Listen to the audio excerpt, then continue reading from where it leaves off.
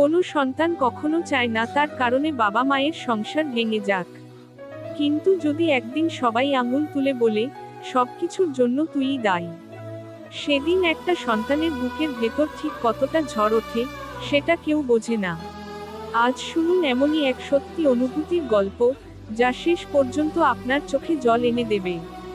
একটা ছোট্ট গ্রামের ছেলে ছিলাম আমি। আমার জন্মের পর থেকেই বাবা মা আমাকে খুব ভালোবাসতেন। আমাদের সংসার ধনী ছিল না, কিন্তু ভালোবাসার কোনো অভাব ছিল না।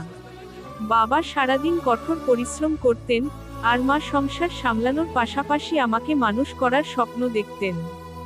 দেখতে দেখতে বাবা মায়ের বিয়ের 14 বছর কেটে গেল। এই 14 বছরে অনেক ঝড় এসেছে, অনেক কষ্ট এসেছে, কিন্তু তারা একে অপরের হাত ছাড়েননি। কিন্তু তারপর শুরু হলো সমস্যার পাহাড়। আমি তখন একটু বড় হয়েছি। আমার পড়াশোনা, খরচ, সংসারের অভাব, সব মিলিয়ে বাবার ওপর চাপ বাড়তে লাগলো। বাবা বাইরে কাজ করতেন, সারাদিনের ক্লান্তি নিয়ে বাড়ি ফিরতেন। অন্যদিকে মা সংসারের টানাপোড়েনে মানসিকভাবে ভেঙে পড়ছিলেন। একদিন সামান্য একটা বিষয় নিয়ে বাবা মায়ের মধ্যে ঝগড়া শুরু হলো। আমি মাঝখানে দাঁড়িয়ে কাঁদতে কাঁদতে বলছিলাম, আব্বু, আম্মু, তোমরা ঝগড়া করো না, প্লিজ। কিন্তু সেদিন কেউ আমার কথা শুনল না। দিন যেতে লাগলো, ঝগড়া বাড়তেই থাকলো। আত্মীয় স্বজনও নানা কথা বলতে শুরু করলো। কেউ বলল, ছেলেকে নিয়ে এত চাপ না থাকলে হয়তো সংসারটা টিকে যেত। এই কথাগুলো ধীরে ধীরে আমার মনে গেঁথে গেল। আমি ভাবতে শুরু করলাম, হয়তো সত্যিই আমার কারণেই সব হচ্ছে। আমি নিজের খরচ কমিয়ে দিলাম, নতুন জামা চাইতাম না, ভালো খাবার খেতে ইচ্ছে হলেও বলতাম, আমার লাগবে না। রাতে সবাই ঘুমিয়ে গেলে আমি একা একা কাঁদতাম। আল্লাহর কাছে শুধু একটাই দোয়া করতাম, হে আল্লাহ, আমার বাবা মাকে আবার আগের মতো এক করে দাও। কিন্তু অনেক দোয়া, অনেক কান্নার পরও একদিন সেই কালো দিন চলে এল। আদালতের কাগজে স্বাক্ষর হলো। 14 বছরের সংসার এক মুহূর্তে শেষ হয়ে গেল। আমার সামনে বাবা আর মা আলাদা পথে হাঁটতে শুরু করলেন।